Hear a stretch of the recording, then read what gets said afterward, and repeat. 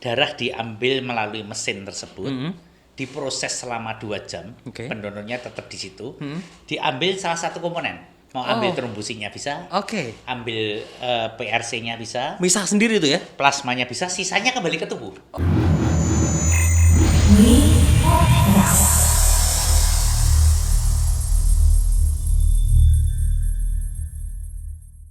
Hai, bersama Esa Hebat kembali kita ketemu di Me Podcast episode yang untuk kesekian kalinya lah ya. Esa nggak ngitung. Ntar, biar ngomongannya jelas, masker Esa lepas dulu aja. Nah, gini kan lebih cakep ya, jeleknya kelihatan. Tamu Esa di episode kali ini dulu pernah bilang bahwa Pak, sampai ketemu lagi Pak. Akhirnya Tuhan mempertemukan kita kembali. Selamat pagi lagi. Selamat datang lagi di Me Podcast Bapak. Iya, terima kasih. Kabar baik? Selalu, always. Oh iya, ini memang apa ya, aura tuh nggak bisa bohong Pak ya. Sehat itu nggak bisa dibohongin. Amin. Oke, aktivitas selama ini apa aja Pak, selama pandemi Pak? Ya, tetap ke PMI, tetap ke PMS, kemudian tetap ke Meta tentunya. Oh iya. Ya, dan Nambah satu lagi katanya sekarang nih. Sekarang ngerambah ke TV loh. Aduh, ceritanya gimana Pak? Itu dulu sebelum kita nanti ngobrol ke lebih serius lagi nih. Iya, jadi TATV di tahun 2021 ini ownernya Pak Budi kemarin sempat ngobrol, kepengen TATV ini menjadi TV-nya masyarakat Solo dan Solo Raya lah gitu. Apalagi TATV ini sudah mengantongi izin digital untuk Joglo Semar, Jogja Solo Semarang. Jadi hasil gambarnya pasti bagus dilihat dengan aplikasi dan digital. Nah, cuman karena pengelolaannya butuh beberapa teman-teman dan kepinginnya Pak Budi ini seperti Meta, TATV adalah milik masyarakat Solo. Jadi kemarin kita ngobrol dan menawari saya untuk bisa bergabung. Bagaimana membawa TATV jadi miliknya masyarakat. Mantap, kita bangga loh. Meta dulu baru TATV. Tapi sebenarnya awal atau akhir nggak masalah ya Pak ya? Iya betul, yang penting bermanfaat bagi masyarakat, bisa membranding kota Solo kita tercinta. Saya selalu sampaikan kalau kita wong Solo, sekecil apapun ya harus berkontribusi nyata untuk Solo. Nah, agar kita bangga dengan Solo. Pertanyaan saya Pak, ini mewakili yang penasaran, tapi jadi apa sih? Apa ada di host? Apa jadi apa kan nggak mungkin nih? Nah, apa nih Pak? Di sana tuh kalau di embel misalkan Pak Martono, status di bawahnya itu apa tuh? Saya diberikan kepercayaan menjadi direktur pengembangan. Oh, direktur pengembangan. Yes, kita dukung, kita support Pak. Yang Terima pasti kasih. Agar nanti TATV lebih berkembang lagi. Iya, tujuannya seperti itu. Jadi betul-betul bisa membranding kota Solo, bermanfaat bagi Solo, dan kita bangga jadi wong Solo. Nah, itu yang terpenting. Jadi memang niatnya dari awal tuh bukan sebat money ya Pak ya, tapi tentang pengabdian itu udah beda dulu. Visinya udah lain ya berarti ya. Oke. Iya, terus terang yang kemarin kita sampaikan bahwa kebahagiaan itu kan tidak tergantung hanya banyaknya materi. Nah, karena kita sudah disiapkan Gusti. Pasti. Sudah dikasih berkah yang sesuai dengan kebutuhan. Bapak sekian, Esa sekian, Dimas sekian gitu udah tinggal mensyukuri semuanya happy. Oke, tinggal mensyukuri semuanya happy. Baiklah. Saya punya utang lumayan banyak di bulan ini karena tagihan sudah mulai. Dan saya syukuri. Dan saya masih happy. Iya, itu yang penting. Itu yang terpenting ya. Ini cuman tetap bersyukur sih, artinya bahwa seperti yang kita tahu bahwa sejak tanggal 11 Januari pemerintah kan mengeluarkan yang namanya PSBB ya Pak ya. Betul. Artinya ini pandemi berarti belum berakhir nih ceritanya nih. Nah, ini apa nih di kacamata Bapak nih dengan adanya situasi yang seperti ini tuh apa lagi ini? Iya. Jadi kalau kita melihat akhir-akhir ini saya juga beberapa kesempatan untuk mengecek keadaan bahwa pandemi kali ini rasanya semakin istilahnya kalau kita bilang bahasa meledak. Makin banyak orang yang tertular virus COVID. Ini kita bisa cek, saya sendiri kan juga ngurus di Rumah Duka Tiongting. Jadi yang dipanggil Tuhan yang melalui Tiongting ataupun yang COVID langsung kendelingan itu sudah 2 kali lipat. Gitu Pak ya. Bahkan krematorium kami yang ada 3 dulunya tidak tiap hari ada 1 orang. Karena sebulan itu hanya 30. Oh gitu. Kalau yang lewat Tiongting, yang kremasi kan tidak semuanya. Ada yang dikebumikan. Bahkan 3 minggu yang lalu Sabtu yang saya sempat talk show di TATV. Hari itu juga yang dikremasi 6. Sehari Pak? Iya, jadi 2 kali pagi sore dan yang dikubur 1. Kemudian dari jumlah yang meninggal ya tadi 2 kali lipat. Bulan November saya cek 58 orang, Desember sudah hampir 60 juga, dan ini awal bulan ini semakin banyak. Kemudian di PMI, dari kebutuhan plasma konvalesen, itu juga yang ngantri sampai kasihan sekali. Ningkat ya Pak? Iya, dan yang dipanggil Tuhan pun ini kelihatannya sudah tidak melihat yang saya sampaikan, tidak melihat muda, tua, sehat, atau kurang sehat, terberkati, atau kurang terberkati, punya jabatan apa atau tidak siapa-siapa, kalau sudah kena COVID dan Tuhan menginginkan selesai. Nah inilah yang saya selalu sampaikan ke teman-teman. Pada saat-saat seperti ini, saya cuman berpikir bahwa pandemi ini hanya bisa selesai kalau kita semua ikut menyelesaikan secara gotong royong. Dan tadi yang saya sampaikan ke Esa bahwa orang hidup ini kan harus bahagia dengan berusaha bermanfaat bagi banyak orang, bisa berbagi, bisa melayani, niatnya baik, pikirannya baik, dan otomatis apa yang kita lakukan baik. Saat ini adalah saatnya kita mencari berkah, mencari berkah yang tidak wujudnya materi. Betul. Ini yang luar biasa. Nah ini betul. Ya, betul. jadi menurut saya selalu mengajak teman-teman itu bukan untuk mencari materi, tapi saatnya kita mencari sesuatu yang membuat kita bahagia, membuat orang lain bahagia, apalagi di masa pandemi ini. Dengan PSBB ini, semua pengusaha atau semua yang mulai dari UMKM sampai pengusaha besar, sebagian besar adalah terdampak. Walaupun Pasti ada itu, yang tidak ya, walaupun tapi sebagian besar terdampak. Nah, dalam keadaan yang sulit ini, kalau kita masih bisa dengan sedikit keterbatasan kita, sedikit berkontribusi nyata untuk sesama. Saya pikir ini adalah sebuah perbuatan baik, dalam arti kita bisa berbagi, bisa bermanfaat, dan kita bisa mendapatkan berkah yang luar biasa. Oke, dan satu tindakan kecil sederhana yang sangat mungkin dilakukan setiap orang adalah pakai masker ya Pak ya? Iya, pakai masker. Setiap kali keluar rumah, kita menjaga jaga jarak, aman. mengurangi kontak langsung. Ya. Itu sudah efeknya udah luar biasa itu. Luar biasa. Kalau dilakukan secara masif. Sekarang contoh aja, Ya. ini saat ini di Sudiro Prajan lagi ada isolasi mandiri, sebanyak 31 orang yang positif. Wait, itu satu kawasan Pak? Saya satu kelurahan Sudiro Prajan. Oke. Ya, bahkan kemarin masuk berita, saya belum sempat cek di media online, katanya ini ruko-ruko yang sebelah Mangkunegaran dijemput ambulan juga oleh pemerintah kota oleh gugus COVID. Berapa orang lagi yang ada di sana. Kalau kita melihat berpikir yang sangat sederhana sebenarnya. Kalau kita sudah pernah kena COVID dan sehat, atau masih dalam perawatan, setelah selesai, kita tidak menularkan pada orang, kan selesai urusannya. Udah benar, udah berhenti Ya, tuh. berhenti semuanya. Nah ini kan tidak selesai ini karena kan tular-tularan terus. betul. Iya ya Pak ya. Iya, yang sakit nulari yang tidak, karena kan tidak kelihatan. Iya, udah kelihatan. Apalagi kalau kita imunnya kuat, yang disebut OTG, kita kan tidak merasakan apa-apa. Nggak merasa tapi sehat aja. virusnya ada di tempat kita. Itu, nah, kita Pak. bagikan ke semua orang, ini kan tidak selesai-selesainya di sana. Marilah kita bersama-sama komitmen.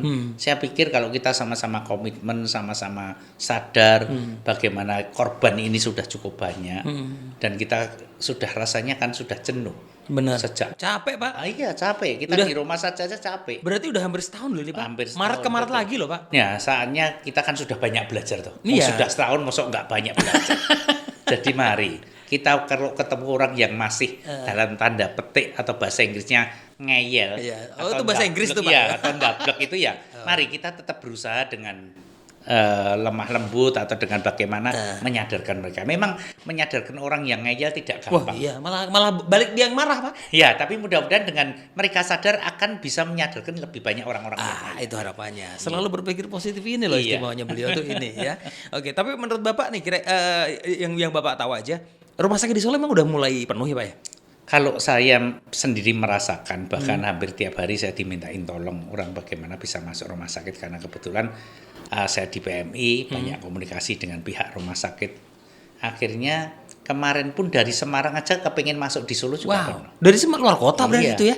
Dan begini, jadi maksudnya penuh begini, di situasi rumah sakit ini kan bertahap pasien yang kena COVID. Iya. Kalau yang hanya baru demam-demam, baru batuk pilek, itu mungkin kamar-kamar biasa Oke. masih ada.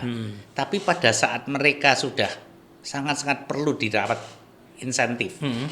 Jadi di ICU, tidak semua rumah sakit kan punya ICU banyak. Oh iya ya Pak. Apalagi untuk ICU COVID yang harus bertekanan negatif. Iya. Ya ada filternya lah. Inilah yang makanya sangat-sangat kasihan karena kemarin dari Semarang pun sudah pernah kontak ke kami untuk bisa dibantu masuk rumah sakit. Loh itu Pak yang tempat karantina yang dari Pemkot itu kayak di Ya itu kan hanya untuk mereka yang baru positif tapi belum terdampak parah. Kalau parah tetap harus ke rumah sakit. Oh gitu ya Pak. Iya, jadi kalau kita ini terpapar COVID atau terdampak COVID yang dampaknya sudah mengganggu kesehatan, sudah terasa demam, hilang rasa, kemudian apalagi mulai sesak napas, itu harus ke rumah sakit. Oke. Kalau masih OTG gitu berarti di rumah udah cukup ya, isolasi mandiri. Dengan catatan jangan menularkan ke anggota keluarga, isolasi mandiri bisa banyak baca di di media sosial, juga mungkin di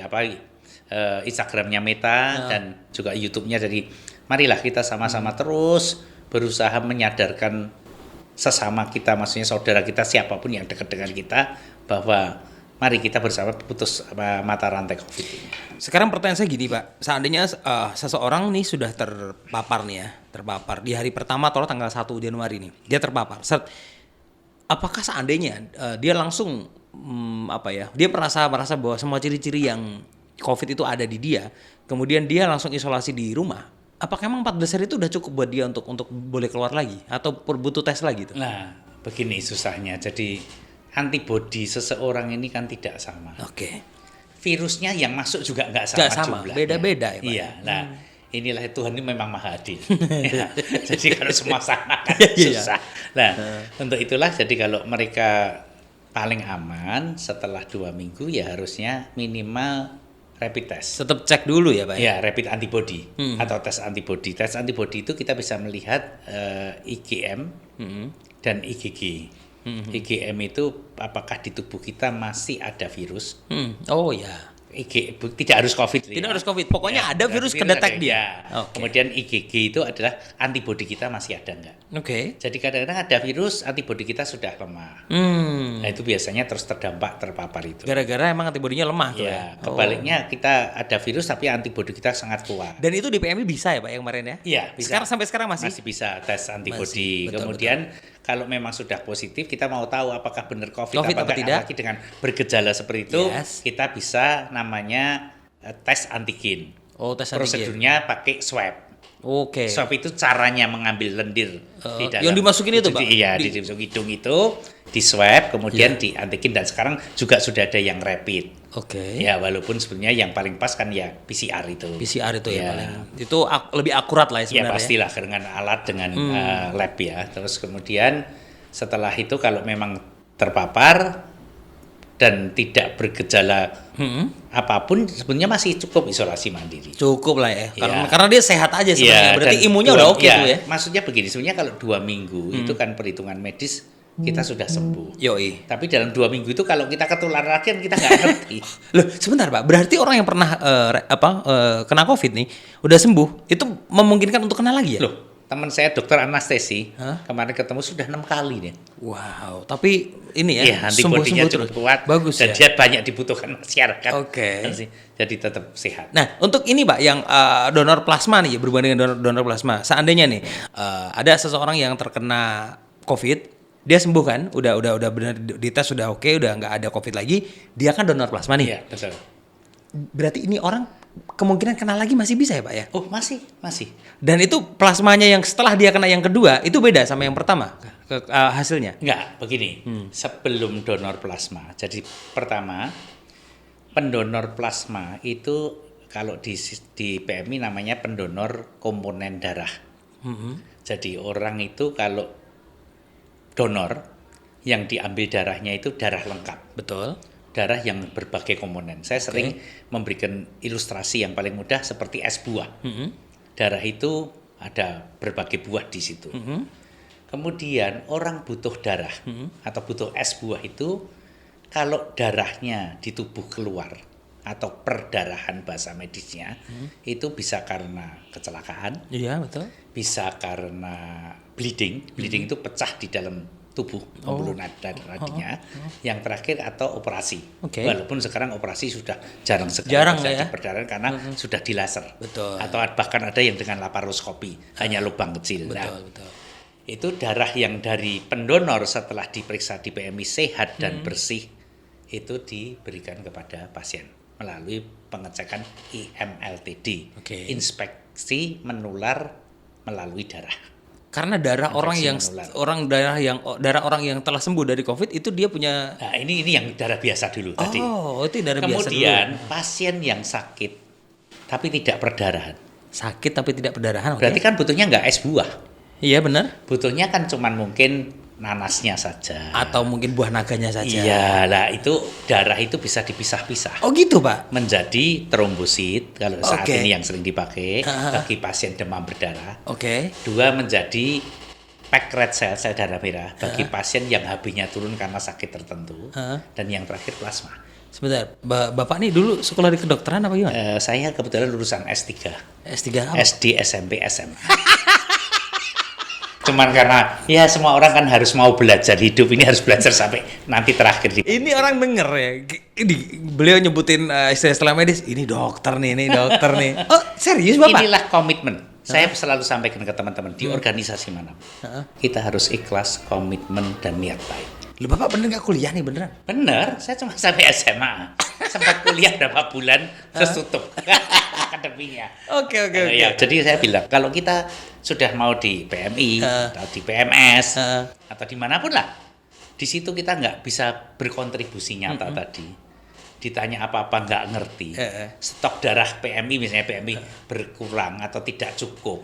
Lah ngapain? Kita kan berdosa. Lebih baik saya di rumah dengan cucu saya happy dan tidak berdosa. Tapi kalau saya di PMI tidak berbuat sesuatu, tidak dengan teman-teman mengajak semuanya untuk PMI bisa stoknya tercukupi apa, nah itu berarti kita komitmen dan ikhlas. Mantap. Itu tidak hanya PMI loh, maksudnya dimanapun ya seperti itu. Di apapun pekerjaan toh Pak? Iyalah, kalau kita hanya sekedar kepengin masuk organisasi, kepengin jabatan, kepengin foto-foto, ke studio aja bisa foto. Sekarang pakai HP juga bisa foto. Iya, mau dibarengkan siapapun masih bisa. Iya, masuk akal. Tadi. Ya, yang darah tadi Pak. Plasma salah satu komponen tadi, selain tadi dari darah dipisah dulu, ada alat namanya aperesis. Aperesis ini sebuah alat di mana pendonor datang ke PMI, darah diambil melalui mesin tersebut, diproses selama 2 jam, pendonornya tetap di situ, diambil salah satu komponen. Mau ambil trombosinya bisa, ambil PRC-nya bisa, sendiri tuh ya, plasmanya bisa, sisanya kembali ke tubuh. Oh gitu. Nah ini kelebihannya pendonor bisa 2 minggu sekali membantu orang. Kalau pendonor biasa kan 2 bulan, karena yang diambil es buah. Tapi kalau ini kan hanya diambil nanasnya, cepat kembali recovery-nya cepat. Nah, kemudian kenapa terapi plasma? Ini adalah salah satu terapi alternatif yang ditemukan setelah COVID. Bahwa ternyata antibodi itu kan adanya di dalam plasma. Iya, betul. Nah, kalau plasma pasien COVID yang sudah sembuh, otomatis antibodinya sudah pernah berperang dengan COVID. Benar. Nah, itu diharapkan kalau kita berikan kepada pasien yang lagi berperang, antibodi itu akan membantu. Kan nambah kekuatan lah pasukan. Kirimi pasukan sama amunisinya. Oh, sebenarnya sih sesimpel itu ya, Pak? Simpel sekali, makanya sebelum kita donor plasma untuk konvalesen atau yang untuk COVID, pasien yang sudah sembuh diperiksa dulu. Satu, jangan ada virusnya. Nanti kalau ada virusnya kan sama aja, malah nambahin virus, tidak nambahin nambah musuh. Kedua, diperiksa antibodi jumlahnya cukup. Kalau memang tentaranya tinggal sedikit, kan setiap orang beda-beda tadi. Dikirim kan ya tadi kasihan pasiennya. Sini malah luput kebanyakan cairan ya tadi. Makanya kita menghindari darah lengkap tadi, memakai komponen saat ini, karena kalau orang tidak perdarahan dikasih es buah terus padahal butuh nanasnya saja, cairan tubuh kita meningkat. Dan itu untuk jantung berat. Tubuh ini kan 80% kan cairan. Air, Pak, betul. Nah, tadi seperti itu kira-kira. Jadi sebelum donor plasma konvalesen memang melalui beberapa tahapan yang cukup panjang. Tapi sejauh ini memang efektif Pak itu, cukup efektif. Begini, kalau masalah kesembuhan dan sehat kembali ini menurut saya urusan Tuhan lah ya. Ya, semua Gusti di atas yang ngatur. Ya, Tapi kita sebagai manusia kan harus berusaha. Nggak ada apa-apa datang sendiri. Iya kan? Kita tetap harus, kita oksigen aja ya, paling sederhana. Benar. Tuhan, saya tak berhenti, Gusti saya berhenti dulu bernapas setengah jam. ya kita nanti dilayat orang banyak. Tetap harus walaupun free. Oh, iya, kan. Jadi di dunia ini nggak ada yang gratis ya. Menurut saya plasma ini yang sudah dicoba, beberapa pasien atas kehendaknya memang waktunya sembuh dengan plasma menjadi Sembuh juga ya. Oke. atau dengan obat yang lain. Sebaliknya kalau memang sudah waktunya kayak teman saya 3 kali dapat plasma, begitu dapat plasma sembuh, bahkan yang kedua kali dia sempat telepon teman saya baru dengar, aku masih hidup loh, dari rumah sakit. Tapi yang ketiga dapat plasma lagi begitu sesek, akhirnya besoknya dipanggil itu. Iya, Pak. Loh. Lah kenapa pas waktu sembuh masih di rumah sakit? Kenapa? Kenapa waktu sembuh masih di rumah sakit? Kok Enggak. sampai 3 kali? Belum sembuh. Selama 3 kali ini belum sembuh di plasma. Jadi kondisinya naik turun. Oh, naik Jadi turun. kelihatannya penderita Wow. COVID ini banyak sekali yang minggu-minggu pertama itu agak nggak stabil. Oh, gitu. Demam sampai menggigil, terus kemudian hilang rasa, kemudian besok apalagi gitu. Jadi memang saya lihat beberapa teman dan dokter yang saya kenal seperti itu saya tanya. Oke. Kondisinya. Oke, terus pertanyaan saya gini Pak, terkait dengan saat ini kan kita memang sedang PSBB kalau nggak salah sampai tanggal 25 Januari ya Pak ya, 25 Januari. Efektif nggak Pak? Loh, maksudnya PSBB ini kan sebetulnya mengurangi jumlah kontak langsung. Oke. Kalau jamnya dikurangi otomatis kan berkurang. Apalagi malam hari kalau pada wedangan nongkrong terus Iya sih, tidak bener. melihat jaga jarak berkerumun ini kan bahaya. Iya. Jadi kalau soal efektif karena kembali ke kita. Kembali ke kita, Di seberapa? PSBB kita nekat ngeyel Ya nanti udah, bahasa Inggrisnya udah ya ngeyel nggak pakai masker, Nah, batuk atau bersin di asing gitu sama aja Pak ya. iya. Oke. Tapi saya lebih yakin bahwa obat segala penyakit itu memang dari hati dulu deh Pak ya. Masuk akal itu. Pikiran, hati seneng kan Iya, gitu dulu. jadi kalau kita misalnya sempat kena virus, apalagi yang tidak terdampak ya, dampaknya tidak pernah, ya kita harus selalu berpikir positif, Oke. selalu bahagia. Karena menurut saya apa yang terjadi di dunia ini kan tidak ada yang kebetulan. Ya benar, udah diatur semua sudah tuh. indah rencananya. Oh ya. Jadi kalau kita, saya terus terang juga terus belajar. Jadi hal seperti ini saya banyak belajar. Saya belajar kalau pas rasanya nggak enak badan, pas ada masalah, saya belajar saya harus bersyukur. Oke. Karena pasti ada rencana yang indah Setelah di ini. semua. Memperkuat kita Ya. untuk bisa lebih bersyukur. Bagaimana kita bisa menghadapi masalah besok lagi lebih hati-hati. Oke. Ini semuanya seperti itu. Tapi Bapak positive thinking ini berakhir kapan Pak kira-kira Pak? Ada nggak prediksi atau sekira wah kayaknya nanti Maret selesai lah nih gitu? Belum berani Pak ya ngomong gitu? Ya, ini kan kembali ke kita.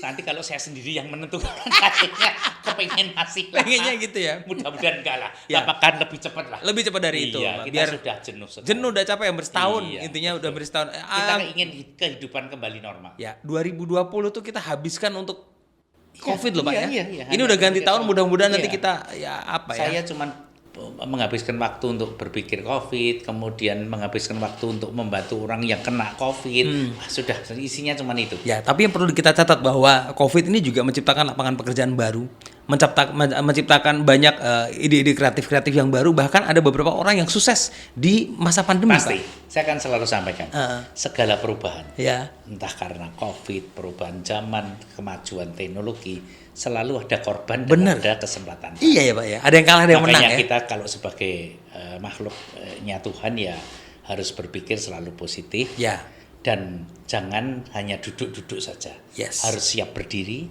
siap berjalan, kalau perubahan siap lari. luar biasa. Dan gara-gara COVID juga Esa berada di May Podcast. Perlu dicatat. Akhirnya saya bisa menjadi timnya Bapak nih gara-gara COVID juga nih Pak. Dulu kan enggak nih. Iya, masih betul. pede. Maaf Pak, nanti Tapi saya masih sibuk. sana yang ngatur. Saya ngatur. Ternyata ada waktunya. Iya. Beberapa kali ditraktir beliau saya udah berpikir kalau bisa gabung sama Pak Mari kita asik nih Iya. gitu. Enggak taunya disampaikannya COVID kemarin Pak. Oh, Dan ya saya udah. kepengen teman-teman yang sering komunikasi dengan saya, mudah-mudahan sedikit banyak terus mau belajar bagaimana kita mendapatkan kelimpahan. Oke, Yang amin. bentuknya bukan materi. Enggak selalu materi. Iya. Dan membawa kita bahagia itu nanti terlihat sekali kok. Yes.